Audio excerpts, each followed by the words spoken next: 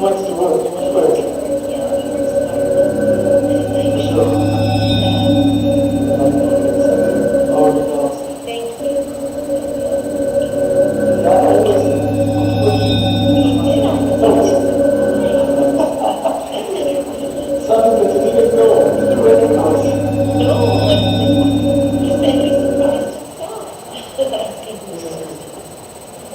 One of the most important things is the Noahide. I think.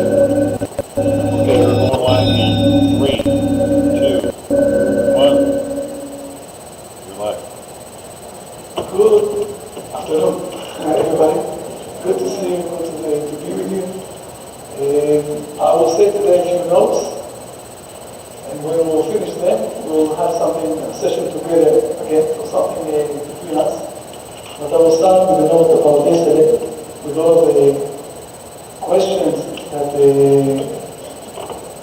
he asked me. I think the first note I'm going to say, one of the most important things that we need to realize is to accept the possibility of going out from our roof ceiling. And a lot of times, we, as human beings, putting on ourselves our self-roof ceiling. I'm a woman, I can't do those things. Okay? So I'm deciding for myself, this is my limit. Okay? My parents was this and this, so I can't do this. And a lot of times we are putting on ourselves the roof ceilings. The way to open it or to grow up above it is by starting to ask questions. I'm a woman, so I can't do it. Just do the same thing with a question mark. Maybe I can. And try to find the ways. Not to, how Angelica told me once, not to accept a no as an answer. A no is only a way to think differently, not in the normal way. And especially for the Noahide movement, again, and when we meet people, and it's a bit related to things that Rabbi Michael said yesterday, very important points he mentioned. I don't think saying in the Hebrew tradition, in Masechet Yomah, it's the Talmud part that is speaking about the most holiest day that we have in the Jewish tradition, the Yom Kippur, okay, the most holiest day. And it's explaining a lot of, at the end of this Masechet, it's explaining a lot of ways how to behave. And the most important thing it says that a Jewish person, or one who, it's not, by the way, it's not written down like a Jewish person, it says there, ואהבת את השם אלוהיך בתודה רבה. How do you love God? By doing things that will bring people to love God. If you behave in a way that is not an appropriate way, okay, so people saying to themselves, this person is one who is loving God. If this is the way that this God is telling him how to behave, I don't want to be close to this God. Okay? So what Rabbi Michael said yesterday is that we need to be, first of all, normal people that are behaving in a normal way with the people among us. And this way people will get attracted with us. Okay? So we don't need to speak all the time about, what is an Noahide, what is an Noahide, whatever. Those things we'll see later on, interesting ways how to show things to people. We need to be normal, listening people, that people look at us and say, with this behavior, I want to be a good friend with them. I want to learn how to do this. I want to know how to behave in this way. I want to be part of those people. Okay? For example, they're not stealing. They're doing all of this. They're not harming others. They're very kind always. This is the things that Rabbi Michael said yesterday. On the other side, how do we manage to break the roof ceiling of people? Okay? Also with the ideology or with the faith or by asking questions. And this is what was so nice yesterday, that people also knew how to ask questions. Okay? And this is one of the ways of breaking the boundaries that we laid on ourselves. And we have a very long list for that, for those boundaries. I will give a very long list. My age, my parents, my healthy, my wealthy. I can give a very long list of things that I'm putting on myself for the boundaries. I can't. Who said? Who said? So this is the first point. And then we are recording this also, right? So after that I'm going to take it and do other good things from things that we're going to learn. I want to speak, I want to add a few more very important notes that are related to the Noahide movement. And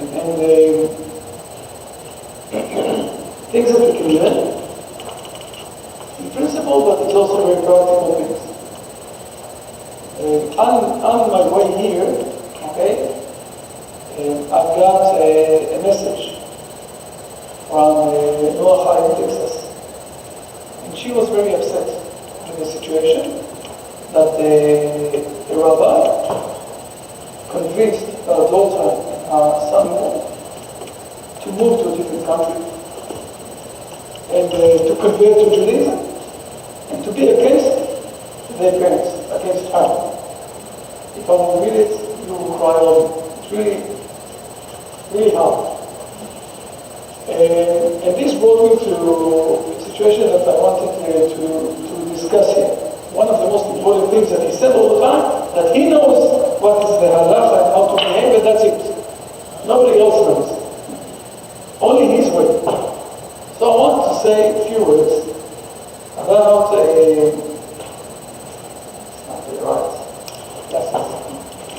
I want to say a few words about what we call how to paskin halacha, how to decide what the halacha is. So we do have the book of the Greek Shalom, right? That can you show me for a moment what to give you the new cover?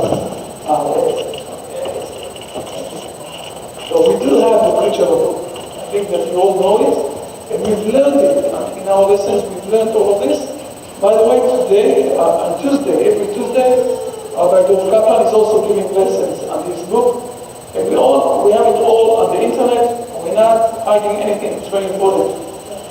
I will say something very important about this book. First of all, we have the recommendation of the chief rabbis of Israel and other rabbis, and also a lot of discussions inside from other very great rabbis in Israel. Discussions about notes that we wrote here. But let's speak about how we decide what is So first of all, we have in the Hebrew tradition, we have something. What happened here?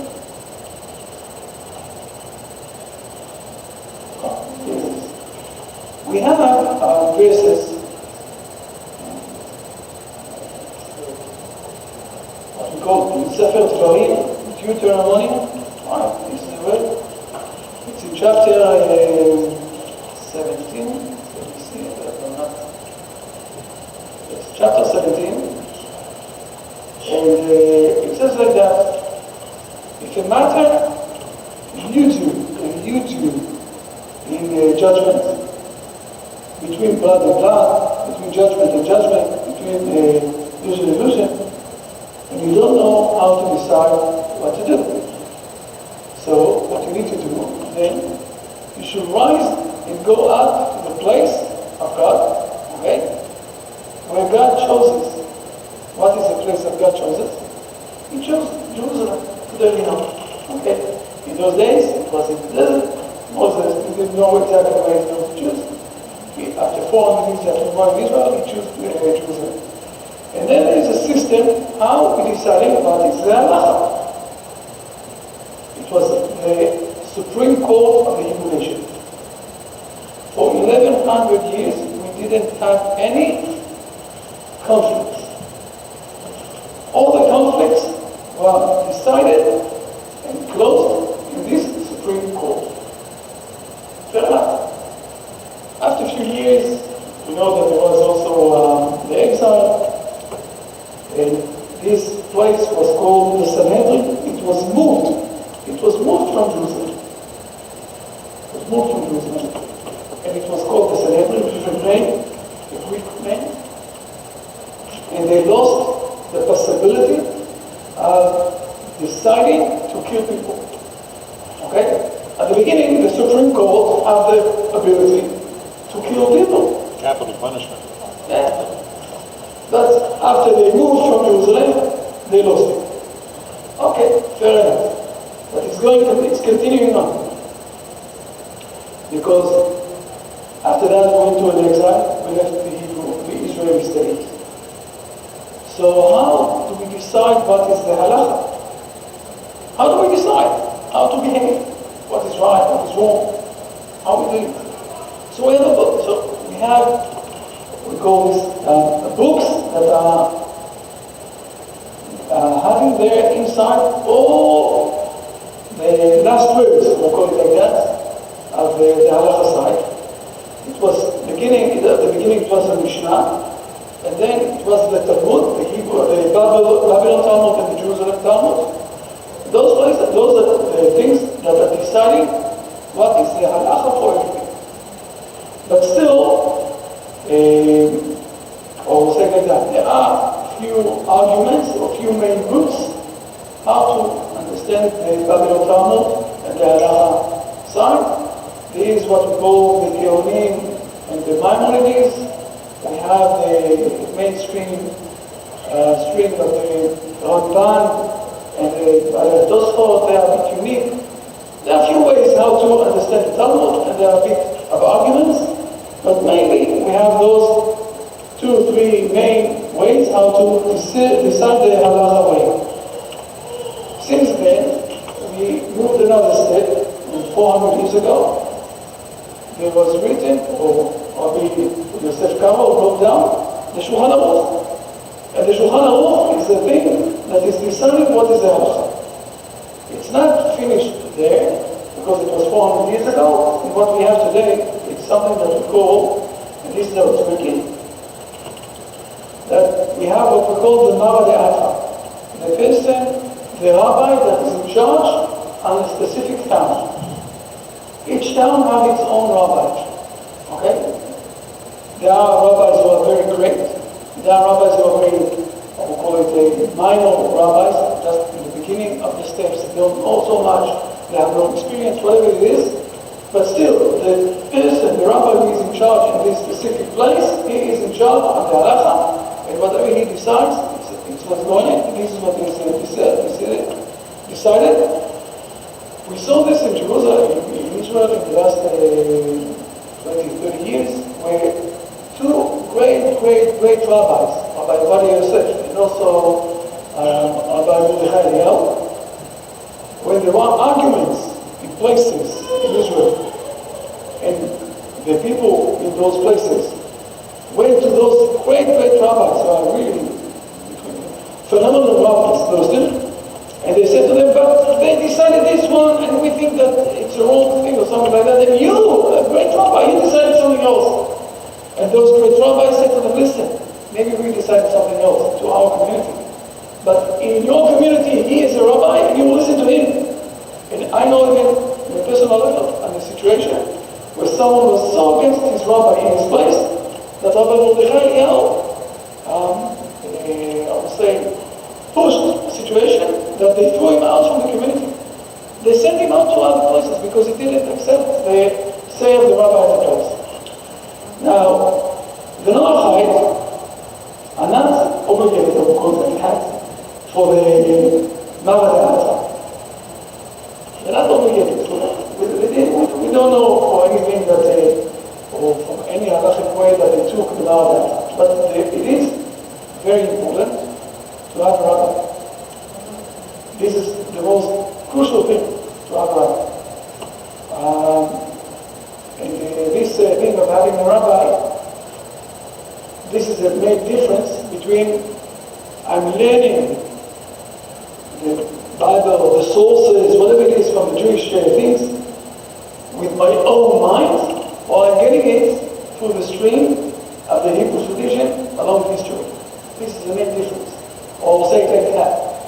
Is it something that I can understand 100%? Because I'm above this learning those ideas and everything else. So what I understand is good. What I don't understand, you can throw it out. Or I understand that it's something very holy, the words of God, and I need assistance from outside of me. It could come from the rabbi, and it could come from time to time, that I don't understand 100%. So I need to go to ask a greater rabbi or somebody else, but the text or the understanding of what's happening is much greater than me.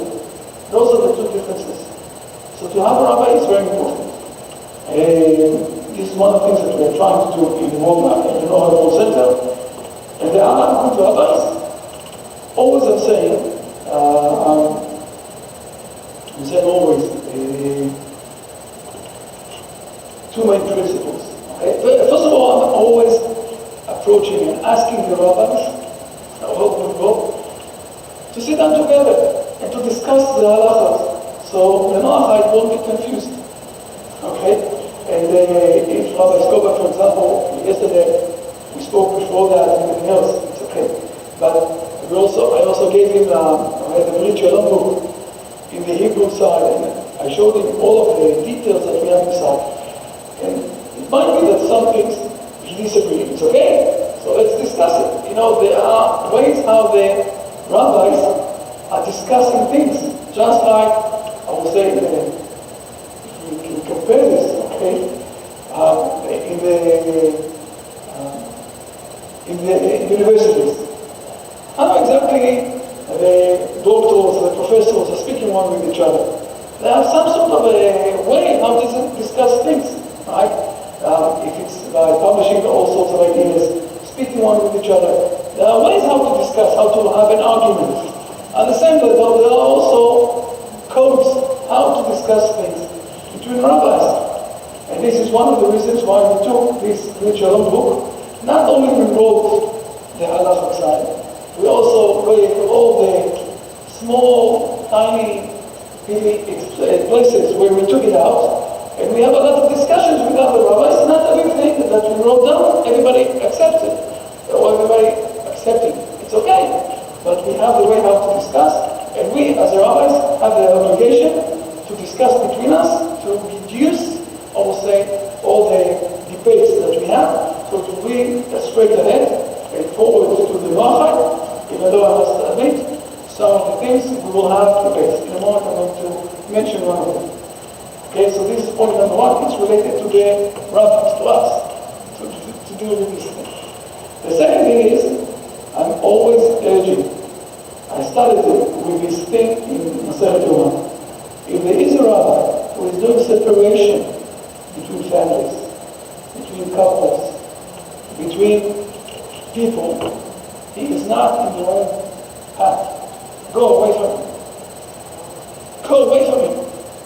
And the main part of the Hebrew nation is, without doing separation, is uniting things. Now, I'm not saying uniting, okay, so everybody who is a bad person, let's go and be close to him. There are ways how to behave with people who are behaving in a bad way, in a bad manner. But if someone is managing to call himself a rabbi on one side, and to do a very split and separation and argument and fights between you and your parents, something that is wrong. It's not in the way of God. It's not the way that it's supposed to be. Something that is not working. Another hint, or another, I will say, idea that I can give, always ask the rabbis, from whom you learn. Who are your rabbis? Okay? It's very important to say. Who are your rabbis? From whom you learn? Okay, I remember that 3 years ago, the guy from Czechoslovakia, how do you say it, the Czech Republic, okay, he insisted inside, on Sunday class, that I will give all the names and everything of my rabbi, Rabbi Sheki, rabbis, and everything else. It's in there if you want to get your this again. Rabbi Goldberg also learned from very good rabbis. Who is your rabbi? From whom did you learn? Who is string that is related to Abraham, to Adam and Eve. Okay? So those are the two points that always will help you to choose the right person to continue in, to continue on. Points to listen, this is related or with the issue of what we call the halachot, how to behave in what point. This was a point number one. Now I want to speak about another point. Let's continue on. Is it allowed to learn or to teach? For me as a rabbi to teach, and for you as a non-Jewish people or a Noahide people to learn from the Torah of Israel, from the Bible of Israel, from the main things that we're teaching in Israel. It's a very great question, because in the Talmud, in the Bible of Talmud, it's written down that you're not allowed to teach non-Jewish people Torah issues. It's written down, but people don't really know how to read the Bible of Talmud. So let's go step by step with this. Okay? It's written down in the Maimonides. I'll start with the Maimonides. The Maimonides is Hilchot Melachim at the end, chapter 9, Halacha 9. It says like that: a Gentile who studied the Torah is obligated to die. Don't be afraid. We don't have the Sanhedrin today, so nobody is going to kill any Gentile. And also you don't need to be afraid. You're not Gentile. You're not Noahide. Okay. But this is how people don't know how to read. For example, by the way, it's written down here in the version that they had all the Christians who are controlling the world took the books 400, 300 years ago and wrote down different words. So it's written down here, Akum, or Beko Chavim, that people were working idolatry in a way that it's not mentioning the Christian world. But it speaks here also about the Christian world. It says here basically that if someone is not connected at all to the Hebrew nation, and he wants to learn the Bible, the Torah, the things that we are teaching, in a way that he will be able to be against the Hebrew nation, you're not allowed to teach him. This is what's written down on the other side. The Vilna, you mentioned him yesterday, and also the Shulchan Aruch, another very important rabbi that had a lot of things that are related to the halachot. He said that the Bible was given to all the people, all of the nations. It's written down by 70 languages. We came to the Hebrew land and we wrote the Bible in 70 languages. Whatever language this is, the Bible is worked by.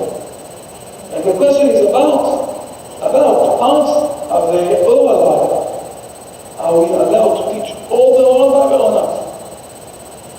And in Provence, in the 13th century, a very great rabbi, Rabbi, when he explained this term in the Sanhedrin part of the Talmud,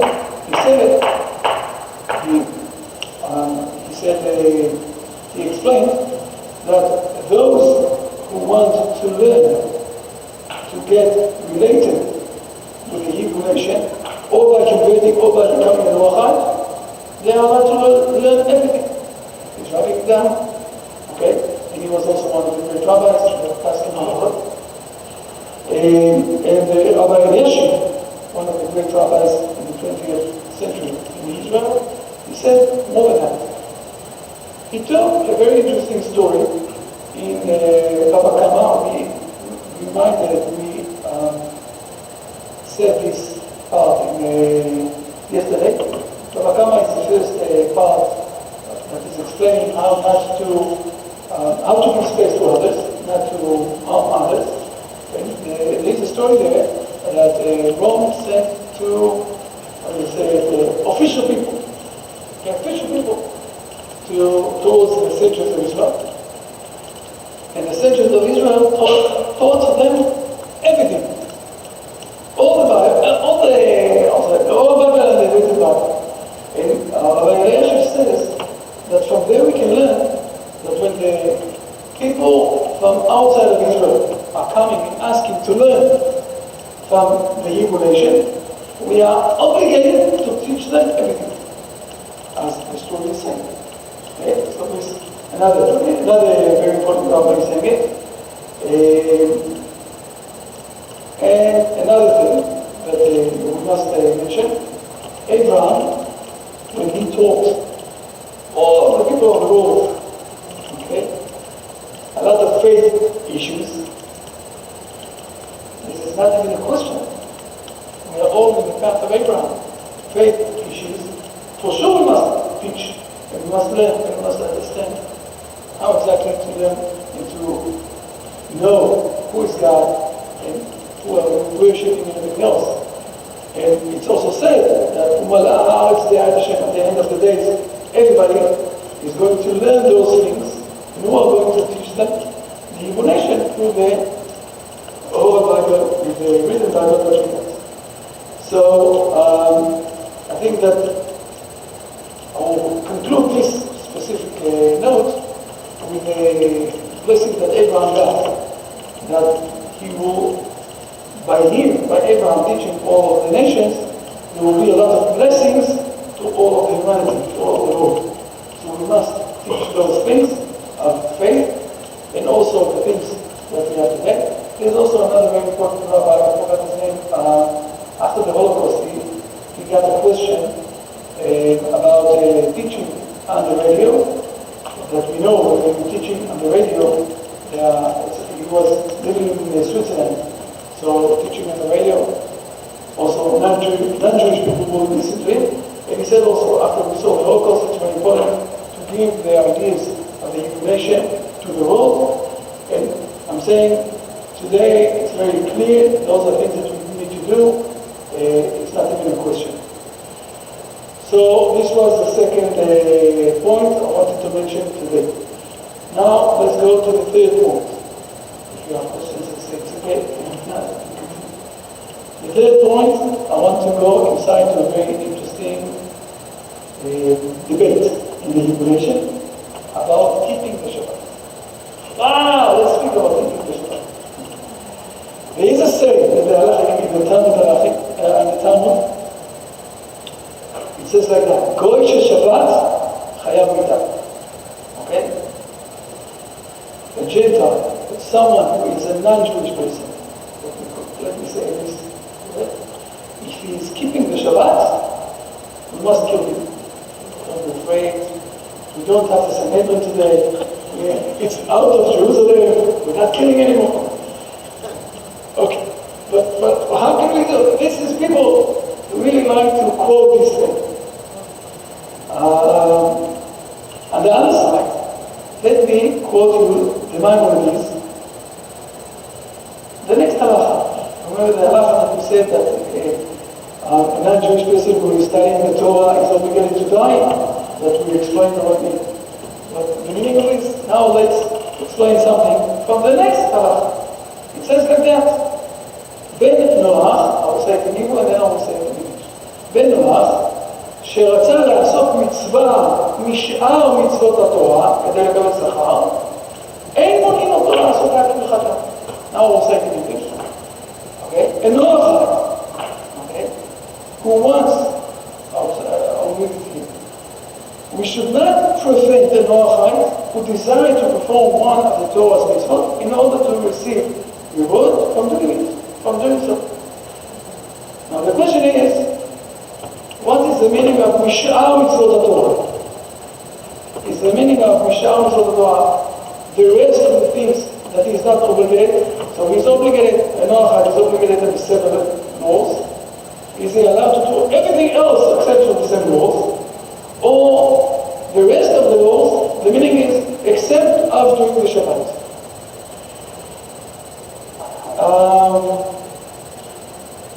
There is a very, I would say, big debate between the rabbis, and let's go to show the main ideas and how we in the Noahide Center are saying.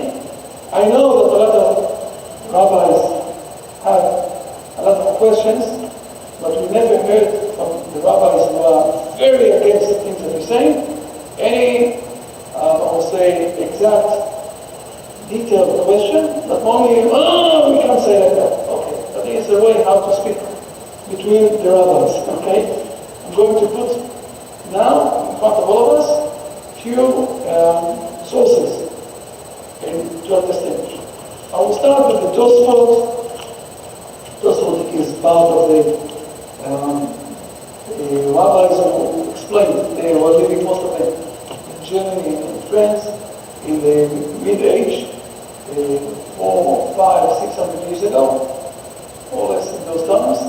And they explained a lot of things. The Tosfot is saying in Masechet Chagiga that even a Noahide is not allowed to keep Shabbat.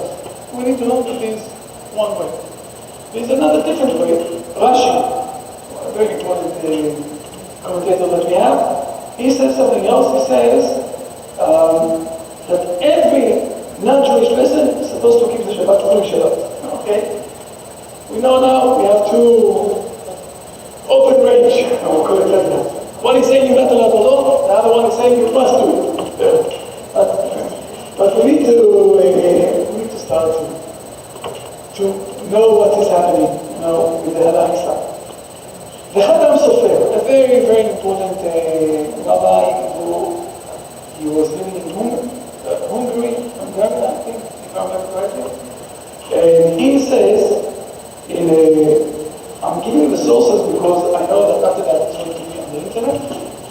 And then Rabbi is also listening to this, so I'm saying the sources in Hebrew, and the Rabbi is supposed to go and you can see everything in the Job because he says in Masechet Chulin, Davra Gidel, in his Kedushin, that he's explaining the Maimonides, and he's saying that a Noahide is allowed to keep the full Shabbat if he wants to do it. He's writing it clear, black and white. And a white paper is written down. And all is allowed. This is how he's explaining the Maimonides. But I want to go to another place. Because we don't know how to decide, okay? The Tosfot is saying, not allowed, in any case. The Rashi is saying, you must do it anyway. Chaim Sofer is saying, the Noahide is allowed to do that. Okay, how can we decide what to do? So let's go to the Shulchan Aruch. Shulchan Aruch is the main book for the Hebrew people. And now we have in the Shulchan Aruch something really amazing. I opened it here, just a moment. I'll say it in Hebrew and then I'll explain this in English. It says like that. In Hilchot Shabbat, when we're speaking about the Shabbat, it says like that. Akum Gabur, a non-Jewish person, Shu Sachir, that he is servant that he is working for a Jewish person, and Rabbo V'tzuveh al Shvidato. His master, the Jewish master, is not obeyed that he must keep the Shabbat. It's not on his shoulders. Okay? It's not his obligation that his servant will keep the Shabbat. But what can we hear from him? The music is allowed to keep the Shabbat. But it's not the obligation of his master that he will keep the Shabbat. This is the music, right? This is what's written down. So, we have like that. The Magen Avraham, a very important commentator on the Shulchan Aruch. And the Mishnah Berurah, Chafetz Chaim, with a very deep explanation. Both of them are saying that, and also Chaim Kanievsky, one of the big poskim that we have until a few months ago, from Jerusalem, they're all saying that even according to the Tosfot that said that nobody is allowed to keep the Shabbat, and Noahide is allowed to keep the Shabbat. Okay? So most of the rabbis that we have, we see the Chaim Sofer, the Magen Avraham, the Mishnah Berurah, they all understand the Maimonides and the Shulchan Aruch, but Noahide is allowed to keep the Shabbat. Now, let's speak practically. To speak practically, it's in a different way. If I will come to Chachamda, okay, I will say to him, Chachamda, keep the Shabbat. A full Shabbat, like the Hebrew people. Go plata. You know what the plata is? It's a very special thing that how to warm food on Shabbat, because you can't warm food on Shabbat, okay? Go and take what we call a mechal, something that you can have water. Go and buy the right food and organize yourself and keep a full Shabbat like all the Jewish are doing. Here in this place, very nice place. Okay? It's all the same, no? Here it's also still a place where you can find kosher food. To go to places, it's unreasonable. So I want to say a very interesting thing. This is why I'm saying all the time. On one side, halachically, you are allowed to keep Shabbat. On the other side, we are not recommending you to keep a full Shabbat. But I want to give something very interesting that I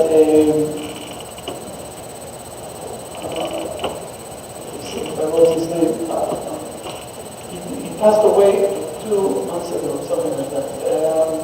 Rabbi very important Rabbi. You've heard of it. He is saying something brilliant. You know, on the 10 Commandments that we have, on the 10 Commandments, it's written down in the Bible. First time it's written down, it's in Exodus. But in Exodus, let me open it. I'm sorry. In Exodus, it says there are two different terms. In one place it says, we have it in Deuteronomy and Exodus. Okay? In one time it says, Zachor et Yom HaShabbat, and in the other side it says, Shamor et Yom HaShabbat. What are the differences between those two? Shamor is to keep the Shabbat. Okay? Keep the Shabbat is not to do things that are breaking the laws of the Shabbat. Okay? Don't do inactive things that are against the Shabbat. Zachor is standing up and doing things inactive that are showing that this is a holy day. Now, when the Bible is saying Shamor, okay, it says, why do you need to do this? Because you need to remember that you were in Egypt or a slave in Egypt. So now, you must keep a day that you are not slaves at all. Okay? And you need to keep it. So I'm asking myself, I think that only the Jewish nation were in Egypt at that time. So the thing of Shamor, to keep the Shabbat, all sorts of ways, it's only for the Jewish nation. But what is Zachor? Zachor is doing actions. For example, lighting the candles Erev Shabbat, in the beginning of Shabbat. Okay? Or, for example, to say a few words, to learn something from the Bible, and to say that it's because of the Shabbat. This is in Exodus, and the reason that is written down in Exodus is because God created the world in 6 days, and He stopped in the 7th day. This is related to the Shabbat. Not only the regulation. So doing few things in action of showing that the Shabbat is very important for me. For example, at the beginning of Shabbat, to light candles. Okay? To read something from the Bible and to say, usually the version of we're reading, the Hebrew people are reading every Shabbat, reading few verses and explaining that to yourself, and to say, this is because of the Shabbat, it's a very important day for me. Those things are related to everybody, and you can do it. It's not starting to keep the Shabbat fully like the Hebrew nation. On one side, this is good. So this is the good advice, how to do a differentiation between those two. And this is one of the things that we say in the Noahide Center, and I'm inviting everybody to do that. On the group, if you will see, on the group of the Noahide Center that we have in the WhatsApp, there is someone there, something else that is keeping up, showing that every Friday afternoon, before the Shabbat is coming inside, he is lighting 2 candles. I don't know if you saw that in the group.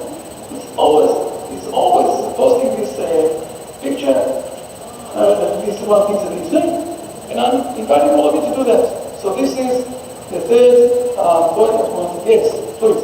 No, I just, a bit confused. I just came out of the Messianic movement where they have everybody do everything. And I was, at that time, I was lighting the Shabbat candles, and I even did the women do like this, and then praying. And then I find out that, thank God, I'm out of that Messianic. I find out, I wasn't supposed to be doing that, and now I'm in Noahide, and I'm like, so if we can light the candles, but how, like we don't do it exactly like the Jewish women do, or I don't understand. You mean The bracha. No, light the candles, bracha. we With the do it bracha. like this with our hands, cover our eyes, and say the blessing, and cover our head. I think there's a problem to say the bracha. I think you also I Shabbat. don't say Why the there's a problem to say the the bracha? blessing, I'm sure Kiddushan. Unless should I pray? Depends if they're getting on themselves. When they're doing the pledge, they're getting upon themselves they're accepting God through the rabbis of Israel, okay, through the guidance of Moshe. And Shabbat is something that is what we say here. So I don't think there's a really problem to say the bracha also. But not related, because there's a part of The difference, I will tell you the difference. Okay, When you are in the Messianic Jewish, okay, yeah. when you send the bracha, the blessing, this is exactly the next point I wanted to explain. Okay, I will explain to you now what is happening, and then we'll speak about the next point. When you send the bracha, when you are in the Jewish Messianic, you send the blessing when you thought about Jesus. This is idolatry. Oh, that's wrong, yeah. But now, when you're saying the bracha, if you want to say the bracha, after you took on yourself to become an Noahide, and you said that you're taking on yourself to be related with the human nation, through the Torah that Moses gave us, through the guidance of the rabbis, and you're saying the blessing, you're not saying the blessing to the rabbis, you're not saying the blessings to, I don't know, you're saying the blessings to God who created the world. So it's okay. Okay, but not I think it's not a problem. You understand the difference? Yeah, When you send the blessings to Jesus, it's idolatry. that's adult. But when you're saying the blessing, that you're getting the acceptance of the guidance of the rabbis, that you're saying the blessing to God, who created the world, and especially that you're showing this. You're not holy, you're not doing the Thursday, the Sunday, the holiest day. You're doing the holiest day on Shabbat, just like God said you to do. And before sundown on Friday. Yes, you do it on Friday night because this is the Shabbat. And you're accepting it by accepting God as the main part of this world, or the ruling of this world, and you're accepting Him.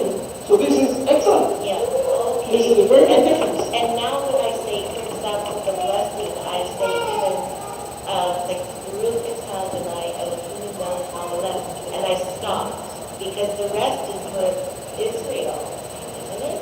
So this is exactly what we started to discuss. Oh, I'm sorry. Because I don't think I shouldn't say that. No, I'm saying, because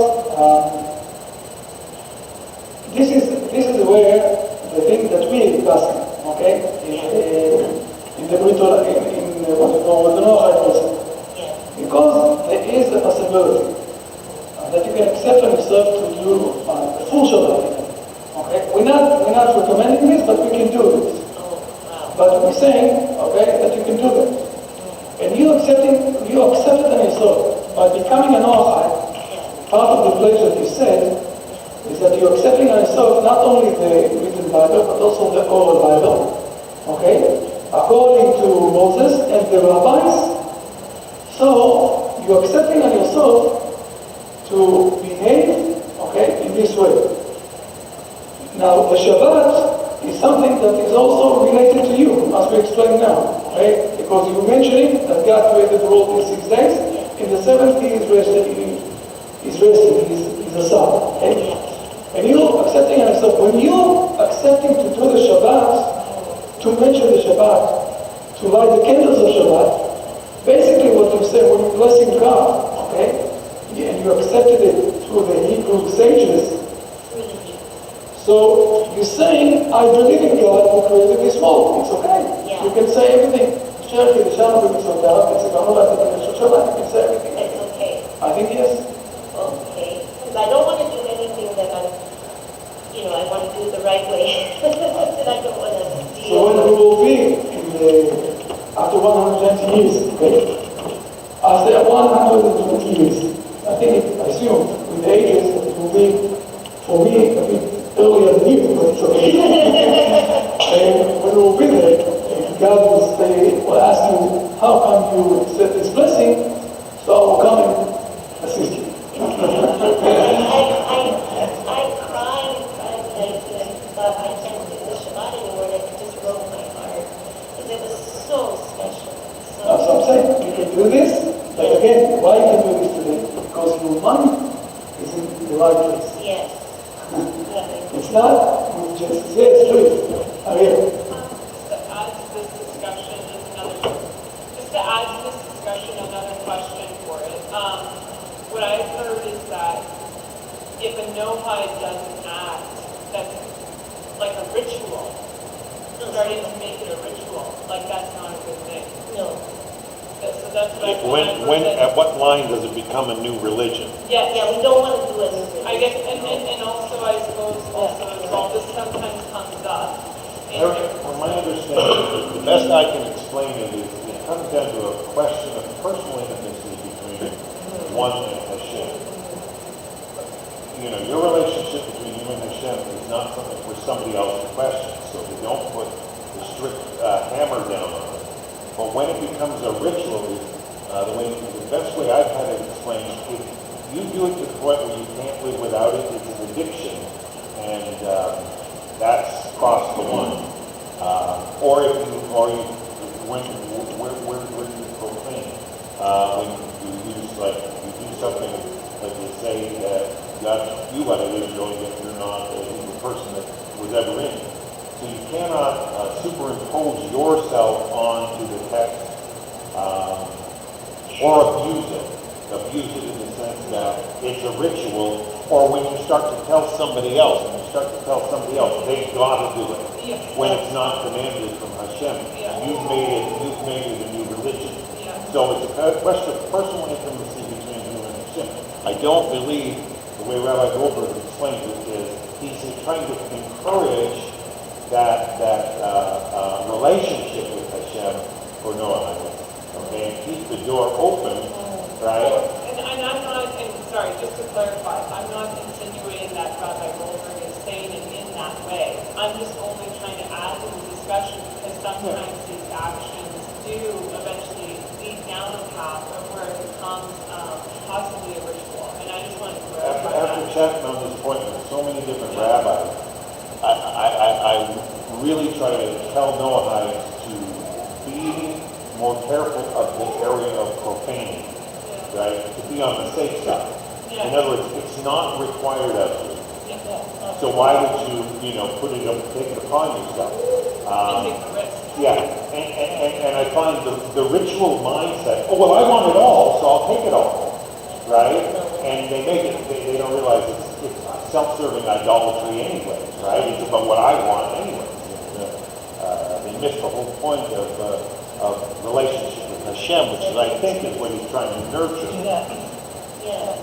Does that make some sense? Yeah, I just wanted to add on and Oh, it's beautiful. and It's a ask beautiful because point. I think that this is sometimes where In other words, some people in some households, right? if you're careful in your relationship with Hashem, Yeah. not to do anything that would profane. In other words, you're treading with Yirah Shamayim, fear of heaven, awe of Hashem in your walk. In other words, when you do it by rote, you're missing the whole point anyway, right? You're just doing it by rote. This is just what we do, and you're teaching your kids, this is what we do. It becomes a new religion, right, to your children, right? They see it as it's what we do, because we have to. Mom, or grandma, or dad, daughter, or great-grandfather, when is it a living religion? It can be very tricky though, because sometimes you can have parents or people in authorities say, like, this is what we do. This is why you need a rabbi to be able to. Yes. Yeah. Be very tricky. I just find there's many of them out there that are ready to drop the hammer and call it new religion, put the label, you've made a new religion. Yeah. But where's that personal line crossed? That personal line is crossed when you've made it a habit that you can't live without.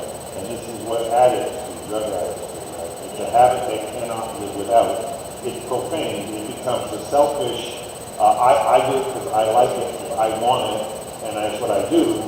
It's like a drug addict. And it's not a legitimate, holy relationship with Hashem. And I believe, I've learned from some rabbis some wonderful understanding of laws of expansion and contraction, and when to allow things to expand for growth's sake, and also when to reel it in for stability's sake. You can't be a jellyfish, right, and stand on land, right? It just doesn't work that way. So expanding and contracting things and reeling things back. You don't want to be on the wrong side of correction before heaven. So if it's not asked, right, why do you even want? Like, what's the bait? You know what I mean? Like, what attracts a mouse to a piece of cheese, right? It's, a mouse trap. But it's a very, for me anyways, it's a very intimate thing between me and Hashem. And yeah, but is it a personal, I need me satisfied and elated, like, when is self-worship part of the equation? Like, that's a lot of explanation. Well, and I think, we're gathering here at this conference to talk about Noahide communities. And I think these interpersonal discussions and relationships and the pressures is actually a very important aspect because it's so nuanced. And especially when it becomes families and hierarchies and, even going the opposite direction, making everything taboo can be a ritual, and that's crossing the line as well. yeah, because the thing is I was only doing the candles. I wasn't doing. Well, it's not just yourself. I've seen it for the last 5 years. Yeah. Somebody comes out of a more ritualistic thing, and they fail to understand how their service in that ritual is only for their gratification. Right? It's got absolutely nothing to do with them growing in Hashem, with the relationship with Hashem. It's about them feeling satisfied and nothing else. And I've seen that over and over and over, and they're always arguing for more rituals for me, right? More for me, and what the end result is, we always end up seeing there's something wrong with you because you don't do it. And there's deficiencies. But this is exactly. I think this is very important point. We have a very hard time with legitimate people in the stage of conversion. Damning Noahides for not converting. And I see it in chats all the time. And I don't, yet I'm told, don't do anything to, take the wind out of their sails. Yet that all they do is try to, squish us down and they call us stupid for not converting. I have to shake my head on it sometimes, especially when I was doing broadcast with Rabbi Kaufman, who invited his converted students beyond Orthodox conversion. And then I gotta, wait a second, don't be condemning the Noahides on the Noahide World Center, because we're not converting, right? Well, then you're forming a new religion, Well, but then it proselytizing. I will say, first of all, I find very, very broad. no, but it's very important point what was said, what was being said. I'm trying to say that if you look carefully and see that the 7 bowls of Noah, all of them, except for one, I will speak about it, they are all what not to do. Now, when you say, except for the building up courts, that this is only on the society, it's not on a personal level. I can't build up courts. Okay? I can go to the government and say to the government, look, the courts that we have here, please, but they will deal also with the Noahide issues. Okay? So the courts, the active law is something that is related to the society to keep the 7 laws. But the 6 laws, the other 6 laws, on the personal level, are only things not to do. Not to blaspheme God, not to idolatry, not to kill, not to steal, not to eat, not to think. Now, why is this? Look, it's so clever what God did here. God said to himself, we're going to be in a stage that there are 8 billion people in the world. And I need to find the most lowest level of common points that will manage to bring all of them together. If I will ask them to do something, some of the people won't be able to come to this level. But if I will tell them only not to do a few things, everybody can say, okay, I can be part of this. So the 6 laws, the main basic 6 laws, not to do anything.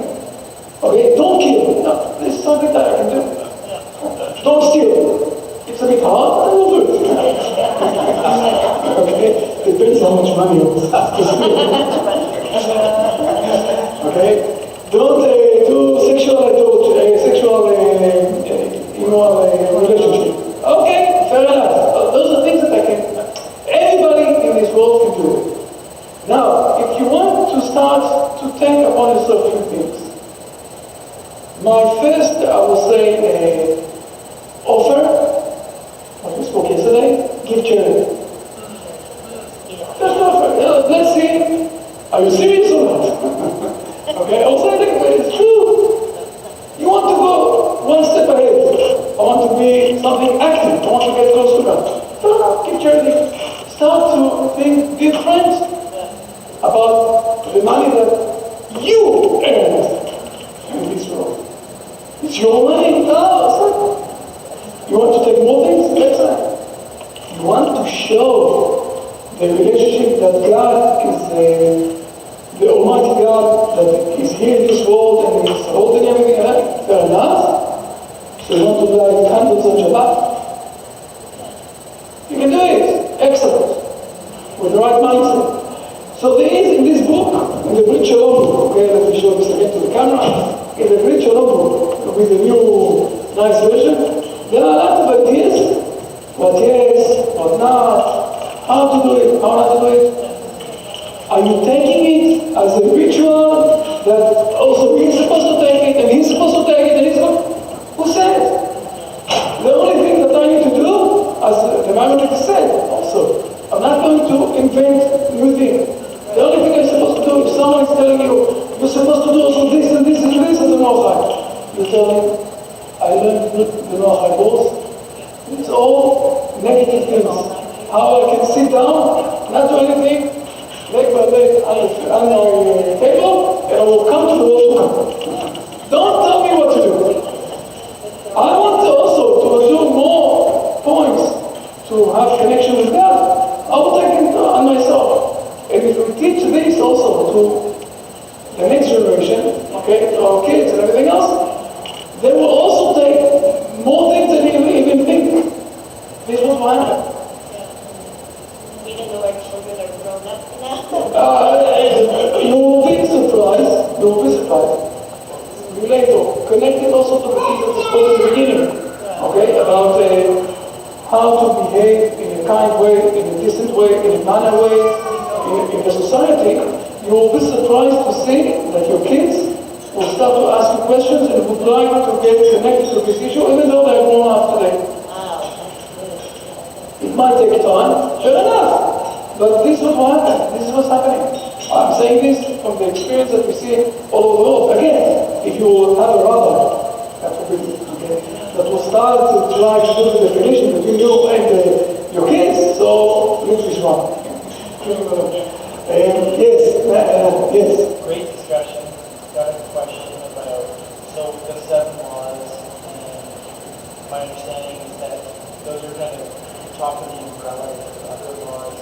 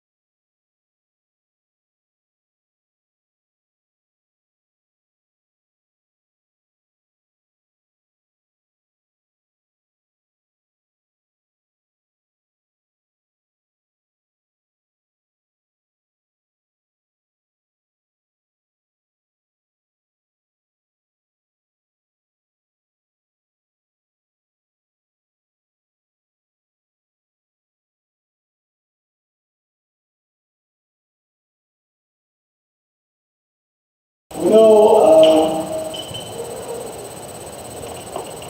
go back to Jerusalem. The main part is starting from Jerusalem. The last point I wanted to mention is also related what we call, in Hebrew we say, before we go to the next point. I think it was a great discussion. And now next time, so we're starting a discussion inside with the people, we need to give them also the microphone. Well, the problem I'm running into with being here is I'm getting your feed and microphone feedback from here, so everybody online's hearing the echo, like multiple. It's not that. It's they're hearing my microphones up here off of these cameras, and they're hearing double echo. Yeah. So I'm doing all I can to correct it, but. So I want to speak about something very, very important. It's called Avodah Zarah B'Shituf. What is Avodah Zarah B'Shituf? Idolatry. But I believe in God and also with idolatry. Okay? Or if I will say it in a not nice way, Christianity. Okay? We believe in God. We also believe that Jesus was God. Now, he ate it. He went to the bathroom. No. God became a human. So we believe in two things. In Trinity. Okay? Three things. Whatever it is. Is it allowed to the Hebrew nation? It's not allowed. Is it allowed to the Noahide? It's not allowed. Now again, I'm going to show you a few ideas. And I'm going to say what we, the Noahide World Center, decided as the halachic side. So let's run it in a few minutes because I want also to have another very important session that I want to speak. The decision of the Christian world to replace the Hebrew nation, I think with this issue, I don't want even to discuss it, because today that the Hebrew nation came back to the homeland, it's not an issue anymore. You can always say that you can replace the Hebrew nation and they won't come back to the homeland, but today you can't say it. The problem is more, with what I said, that a lot of people see Jesus as also part of God, that it's appropriate to pray to Him, all those things. And for Hebrew people, for sure, it's an idolatry, and you're not allowed to worship any other entity except for God. Okay? And especially that we speak about Jesus, that we say, with all the respect, He was a human being here in this world, and I'm not going to go inside to all of the details. And He's long gone. Sorry? Long gone. Yes, it's long gone. Yes. And the Rambam is really asking that all of kinds of the 360, 370 roots of the Christian world, all of them are idolatry. The problem is starting, the note is starting with the Tosfot. Again, I'm saying the part of the sources in the Hebrew language because there are rabbis who are listening and seeing also those videos, and they're supposed to know that we're not speaking by heart from nothing, from nowhere. We're speaking about, we have sources for everything that we manage. The Tosfot in Masechet Becharot, in the beginning, the second page on the other side, is saying that it's allowed to non-Jewish people to believe in God and also idolatry together. But this specific passage, the Tosfot, is being quoted and understood in two different ways. The Rama, Rabbi Moshe Isserich, that he's writing down in the Shulchan Aruch, that he's quoting this Tosfot. But הנודע ביהודה, Rabbi Yehuda Milanda, I think, right? Rabbi Yehuda is explaining that it's not allowed to worship God and another entity. The only thing is that if he is coming, this non-Jewish person, is coming in front of a court, and he's supposed to swear, remember? I'm saying all the truth, everything, about the truth. I'm not saying anything except the truth and everything else now. When he's swearing, he's not swearing on the Bible. He's also swearing to this God. And another thing, this is what the Tosfot is allowing, not to worship those two things. I will summarize it like that. I think that we're not deciding 100% what is the halacha on this side. The one thing that we do say that if you want to get related with the Noahide movement or with the Hebrew nation as a Noahide, it is very important not to believe in any idolatry. Okay, so we have a note when we did the self-pledge. The note there was that you need to remember that idolatry, if you believe in Jesus, don't do this pledge. Don't do this declaration. And we have from time to time that people are doing the declaration and then they're sending us an email and saying, oh, but we still believe in Jesus. I can't take him out from my mind. Please take me out from the list. They take me out from the list. If not them, the kids will come to become Noah, David. It's also interesting to note that Rabbi Goldberg, okay, one of the greatest students of the Rabbi, he said that we never saw that the prophets, along all of the Bible, when they spoke with non-Jewish people, they told them not to do idolatry. They told them not to steal, they told them not to kill, they told them a lot of things. They never spoke to them not to do any idolatry. You know why? So there are a few ways how to explain it. The main way is that God is against idolatry, mainly in Israel. It's God's own. It's His place. Don't go to God's place into idolatry. Okay? Outside, we are much more tolerant. But again, the Hebrew nation, if you want to get related with the Hebrew nation, so one of the things that you need to do is to leave all idolatry outside. So I want to share, how we call it, a verse from Isaiah. It's in chapter 25, verse 7. Okay? It says like that. ובילה בהר, I'm saying it in Hebrew and then I'm saying it in English. ובילה בהר הזה פני הלות על כל העמים, והמסכה הנסוכה על כל הגויים. What is the meaning of this? That God will destroy on his mountain, where it's going to be what we call the Temple Mount again. Okay? He will destroy the face covering that covered all the people in the kingdom rules, okay, of all the nations. And always, when in the Christian world, when they painted, we'll say, the Israel nation, they painted it always with some sort of a covering, right? What is the meaning of this? There is something that is covering in front of God. We can't see it. Especially for those who are very far from God. The people from all over the world. Who they don't see, or they don't understand exactly who is God. And the Isaiah is saying here that God, when He will appear back on the Hebrew nation, we will help Him to recover everything that we closed, so we will be able to get related with God and not worship any idolatry. That's what the promise is.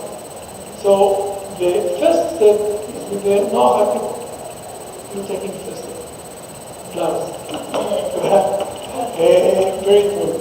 So this is with the idolatry. I wanted to mention also this point. So we mentioned, I would say, 5 points. Okay. First point that we mentioned is to remember that we have a very important responsibility with our behavior. The behavior is supposed to be normal, decent behavior, something that people would like to get attracted to. to say, well, this is something I want to be part of. This is something I want to be connected with. This is someone I want to be friends with. It's the first thing that I said. Then we spoke about Noahide. Don't want to lose anything. Then we spoke about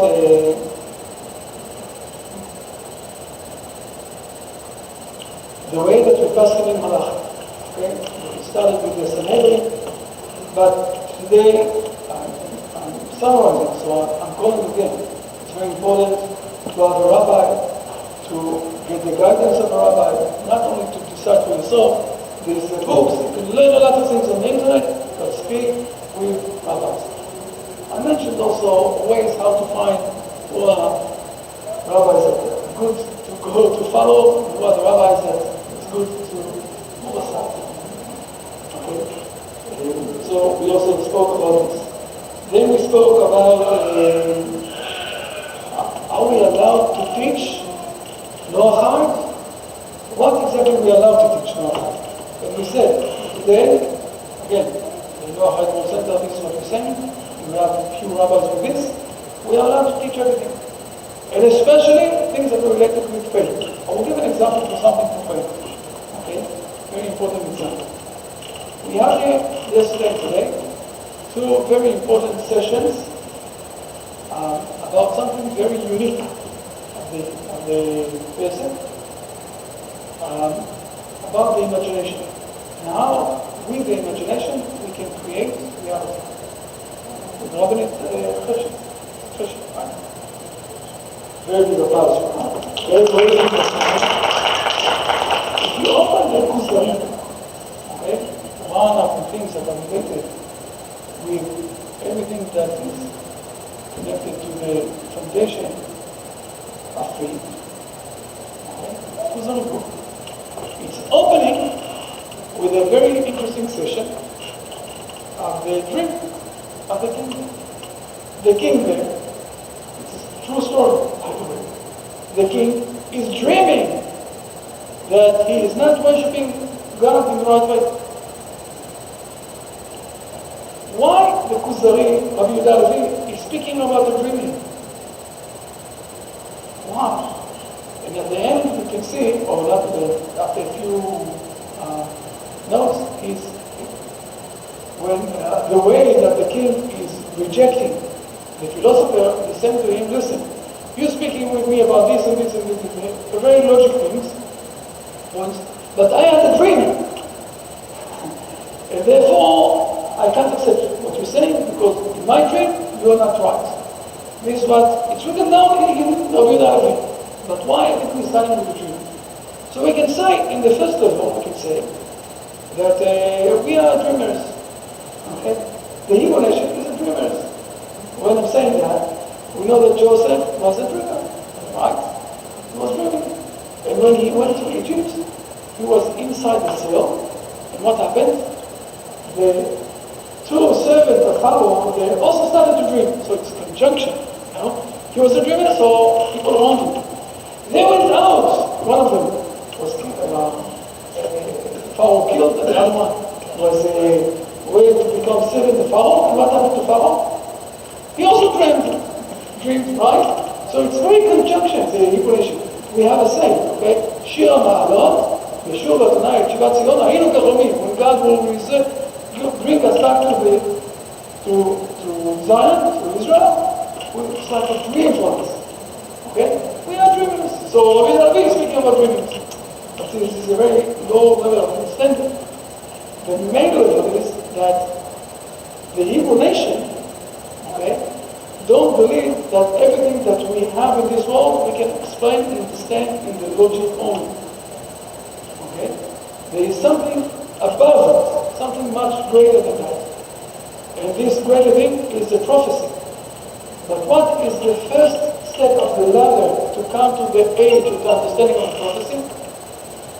The dreaming that is managing to break the roof ceiling. Remember that we spoke about the roof ceiling?